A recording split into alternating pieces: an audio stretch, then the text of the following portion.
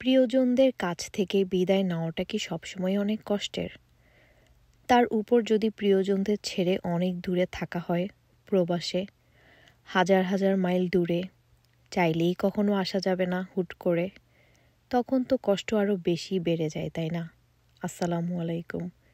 আমি আয়েশা, বাংলাদেশের শেষ ব্লগ দেখার জন্য আপনাদের আমন্ত্রণ জানাচ্ছি। আশা করি আমার বাংলাদেশের প্রিয়জনদের সাথে কাটানো মুহূর্তের ব্লগগুলো আপনাদের ভালো লেগেছে।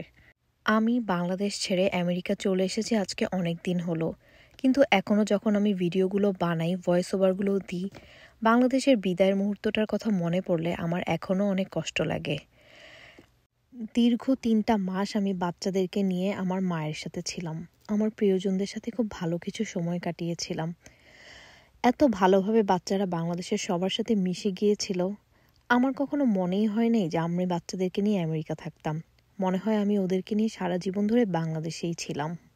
একবার বাংলাদেশ থেকে আসার পরে আবার প্ল্যান করতে থাকি যে নেক্সট আবার কবে আমরা বাংলাদেশে যাব।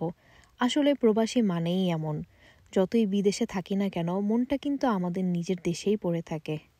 আজকে আমি আমাদের বাসা থেকে আমার শ্বশুরবাড়ি চলে যাব, এই জন্যই সবাইকে আমার সাথে একসাথে খাওয়ার জন্য বলেছিলাম। আর তাছাড়া আমার বোনের শ্বশুর শাশুড়িও আসবে, তারা আমার সাথে আর বাচ্চাদের সাথে দেখা করে যাবে। এই জন্য আম্মু সবার জন্য খাবারের আয়োজন করেছিল। ভিডিওর শুরুর দিকে আপনারা যে মাছগুলো দেখেছিলেন, সেই তাজা তাজা মাছগুলো আমার ফুফাতো ভাই যশোর থেকে আমাদের জন্য পাঠিয়েছিল। আম্মু নিজের হাতে মাছ ধুয়ে আমার জন্য সব রান্না করেছিল। আর তাছাড়া আমার বোনের শাশুড়িও আমার জন্য অনেক কিছু নিয়ে এসেছিল, খাবার দাবার। আমি যে কয় মাস বাংলাদেশে থাকি, আমার আম্মুর সবসময় একটাই চিন্তা থাকে যে আমার সব পছন্দের খাবারগুলো আমাকে খাওয়ানো হয়েছে তো আম্মুর নিজের হাতে রান্না করে, কোনো আইটেম বাদ পড়ে যায়নি তো এবার। আসলে মায়ের মন তো, দুনিয়ার সব মায়েরাই মনে হয় এমনই হয়। সারা দুনিয়া তাদের জন্য একদিকে, আর সন্তানকে কি কি খাওয়াবে সেই চিন্তা থাকে তাদের আরেক দিকে। আম্মুর হাতে সব মজার মজার খাবার রান্না হয়ে গেলে পরিবারের সবাই মিলে আমরা একসাথে খাবারটা সেরে নিই। এরপরে এই যে সবাইকে বিদায় জানিয়ে আমি আমার শ্বশুরবাড়িতে চলে যাচ্ছি। আমি আমার শ্বশুরবাড়িতে 2 দিন ছিলাম, এই 2 দিন আর কোনো ভিডিও করিনি। খুব খারাপ লাগছিল সবার জন্য, সবার কথা অনেক বেশি মনে পড়ছিল।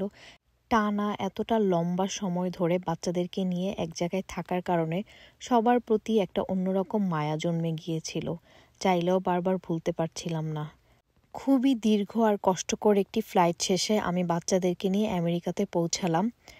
আমার বাংলাদেশের শেষ ব্লগটি কেমন লাগলো অবশ্যই কমেন্ট করে জানাবেন। আর আমেরিকার নতুন নতুন ব্লগ দেখার আমন্ত্রণ জানিয়ে আজকের মতো এখানেই বিদায় নিচ্ছি। আল্লাহ হাফেজ, সবাই ভালো থাকবেন।